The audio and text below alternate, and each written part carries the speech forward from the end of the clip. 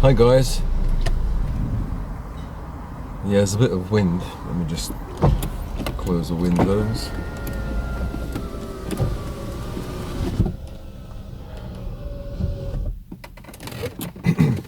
I think, for my medication, I'm gonna have to change either the pharmacy or something. I wonder if there's a way to get my medication automatically, because I think other people have suffered with this as well. Ever since they changed the rules, I used to get the Seroxat, or Paxil as it's called in the States. I used to get it for 3 months, but now, or recently, in the last few months, or a year, whatever it is, 6 months, you only get it for 28 days. So that means you're okay, you're chilled out for 3 weeks, and that last week you're stressed out because something that might happen on those that last week. You might be busy, something might happen, and then you miss 2 or 3 days, and then you've only got 3 days left. If the weekend happens, then you've got at least one day, Sunday, that they're not working. Saturday, maybe they work half day. So it's quite stressful, this new system that they have. And also, it's a money-making scheme, I heard. Because before, if you have 3 months of medication, and you pay for 2 medications, you pay for 2 medications, right? But if you have 1 month, then you have to pay for 2 medications every month. So 9 quid, like 18 quid, let's say, a month, instead of paying 18 quid every 3 months. So yeah, it's a way of making money. Well, if you can afford to pay for it, and you're helping the NHS. No, I can't afford it. Well, you should be on benefits then, shouldn't you? Stop whining. I'm not bloody whining. I'm just saying it's really stressful. And when I was in the pharmacy, was it last time?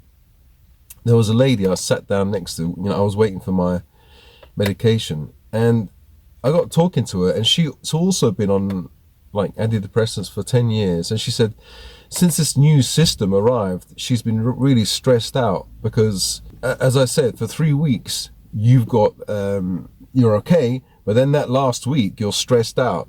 And I haven't worked in years, so it's difficult for me to keep appointments and keep a schedule, I suppose, and look at the calendar. I don't even know what fucking year it is sometimes, let alone the month and the date.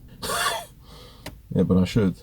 I'd like to live like not a tramp, but the grass is my floor, my bed, and the ceiling is the sky. And the seasons, when it's sunny, that must be summer. When it's raining, that must be winter. When it's nighttime, yeah, there's stars out there, right? That's how I see the time.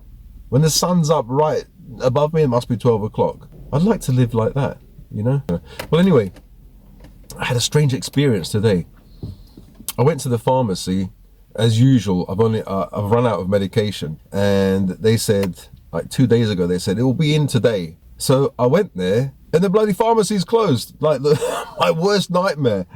So I thought, okay, like if I start going nuts, that I go into withdrawal, I have to go to the hospital or something to get my medication. So they left the number. They said, in an emergency, phone this number. You know that when you ring that number, the line is going to be busy all the time. So it was busy. So I went into the clinic, and the young girl there, I think every time I see her, she gives me a look as if like I'm fucking crazy or something, which I am, but you can at least fucking hide it, Don't make it noticeable. She looks like that. I mean, a beautiful version of this. Like that.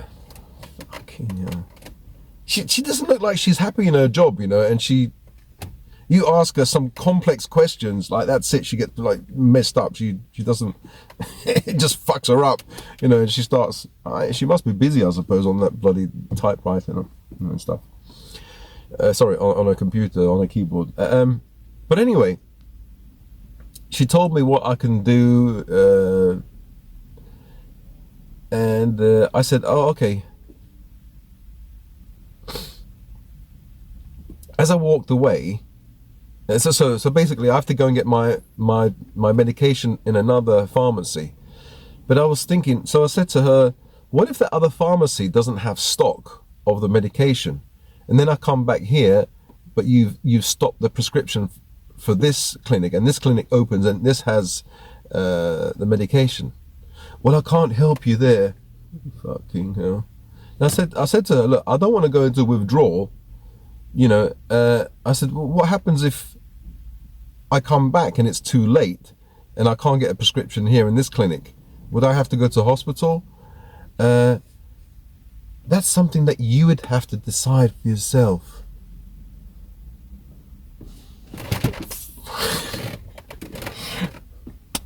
Okay, all right then.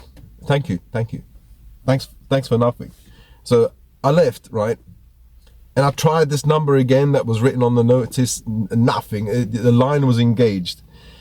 And I thought, because they've had emergencies before, the plumbing went, the electricity or something, so they closed the whole clinic down actually. As I walked by towards the back of the clinic, I had to go to the car here.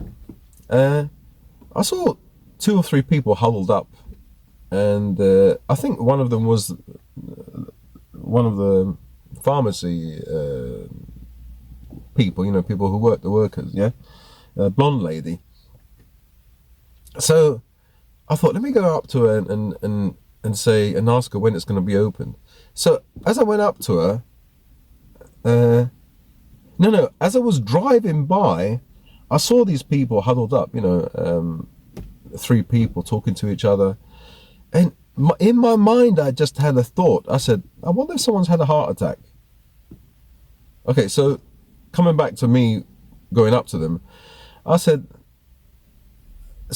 I know I say stupid things, and so I went up to them. I said, oh, so someone had a heart attack? And they said yes. I said, oh, I'm sorry. And I said, was it Ian, the Scottish guy? They said yes. What made me say, was it Ian? Because I spoke to him before. He took my blood pressure.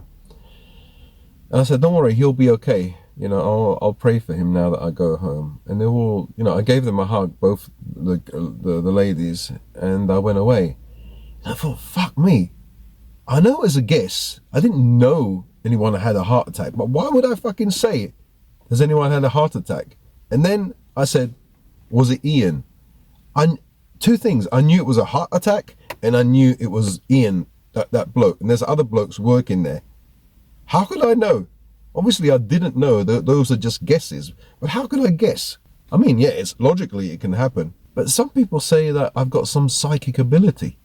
And I keep seeing these bloody numbers. This morning it was 10-10. Last night it was 20-20, 22-22, 13-13, bloody 21-21. I see the doubles. I see 13-26. I see, sometimes I look at every time I look at my mobile, and it's like 1 out, like 12-13. And I'm seeing that now, 1 out, 12-13, 16-17. It's like 80% of the time. Sometimes I look at it's not like subconsciously I try and blank out the times that I don't see it. I look at every time I switch, the mobile phone on, because it's dead battery, it switches on, boom, 13-13, or 22-22, or I just go to my phone to check my messages, and it's black, but the Samsung is black, and it shows the numbers there, like 12-24, a mirror number, or 13-31, and it's like 80% of the time, or maybe higher. I think, wow. And people call those angel numbers. I don't believe in that. The thing is, I don't bloody believe in it, and I see it. Yeah, anyway, so I think I must have some psychic ability. Maybe it's the fact that I'm running out of drugs and I'm going into withdrawal. Look, I'm sweating like a pig here. Or maybe it's because for the last 5 days, it's been so cloudy and dark, and suddenly today it's sunny, and it just looks like someone photoshopped the sky with beautiful white clouds, the blue sky. And my energy, like a normal person's energy, is like this. And when it's dark, my energy is dark. It goes down here, below the normal line. And then once it's sunny, people feel slightly better, but mine is boom like that. It's a really high, maybe to make up for all this low, my brain then compensates and shoots up. It's like a person who's diabetic, maybe it's not a good example, but a person who's diabetic and takes sugar, you know, their insulin will go through the roof. And it's like that for me. Like, I feel super happy, and I have lots of, like, today I've got lots of energy. And I thought maybe this carpet on my face is making me feel down. But this hasn't stopped me today. Once I see the sun, that's it. I don't care about carpet on the face, if I haven't washed, if anything has happened in the day. I just feel good. Like the energy level is so high, so high. Yeah.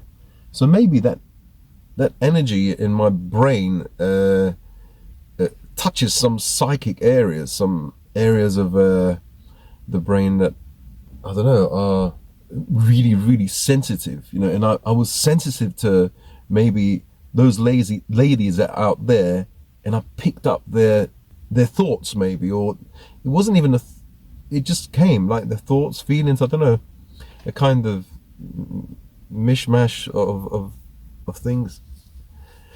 Well, anyway, yeah, I'm praying for that guy. His name is Ian, and I think he's gonna be okay. He's gonna be all right. He's a nice guy, really nice Scottish guy. I remember talking to him last time, and I was saying that we were talking about the Scottish being able to speak Italian because they can roll their R's, like when they say world, the world, murder, the world, murder capital, murder. Yeah, my wife can't roll her R's, and my kids, they can't either. So yeah. Anyway, so guys, have you guys had the same experiences, these psychic experiences, or have you guys had problems since these new bloody rules came about, whereby you have medication once a month? I mean, if it's a medication like for any other medication, you might have pain for a few days, or you might, I don't know what it is, might not be able to sleep for a few days if it's insomnia or something like that, the medication, I don't know. But if I don't have these for a few days, I go into withdrawal. Withdrawal is not good. It's like going cold turkey. Just stop the medication. And like, I've taken this medication for 30 years. I think my brain will go nuts. It'll think that part of it is missing. But if it's sunny like this, I might be able to handle withdrawal. One person said, left a message saying, yeah, I quit medication cold turkey last year and I haven't looked back. Yeah, how many years, how many months were you on the medication?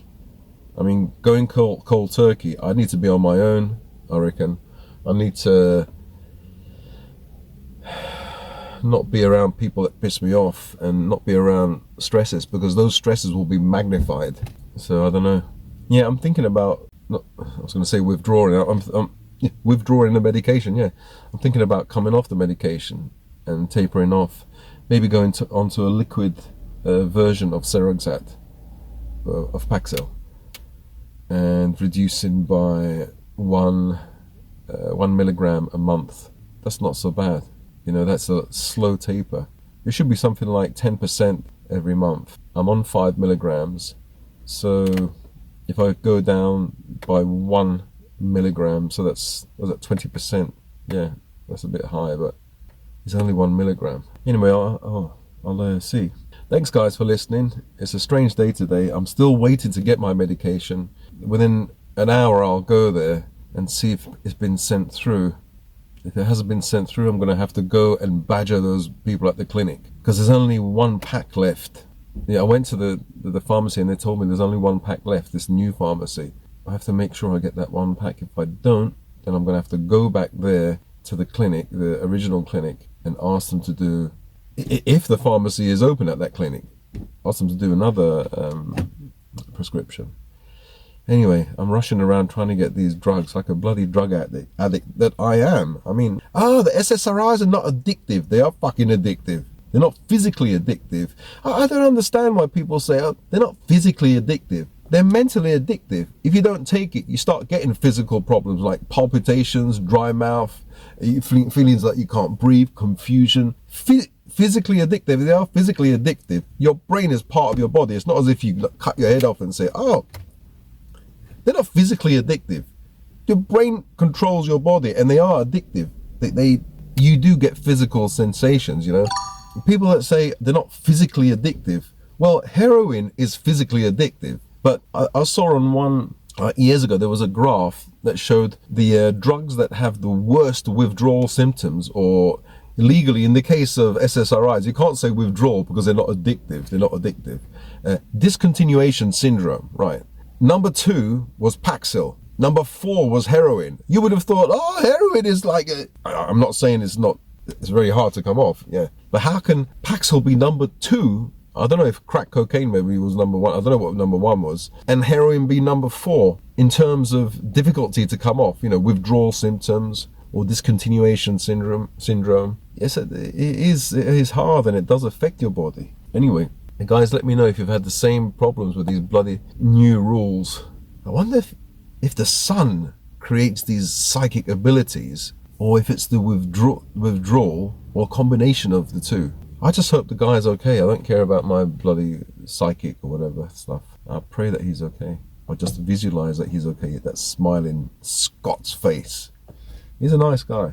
Okay, see you guys in the next video. Like, subscribe. What's that? Subscribe. Like, dislike, subscribe, and switch on the notification button on, please. If you're already subscribed, thank you very much. Thanks for you guys who've donated to me. I don't really acknowledge you guys enough, so I think what I'll do is I'll start doing an end screen to show the people, to just acknowledge those who have donated. And I acknowledge all of you now who've donated your time in watching this. That's fantastic. Thank you very much, and leave comments down below. Look after yourself, love yourself, as always, love yourself, and love others if you can. You know, do your best. I'll see you in the next video. All right, bye.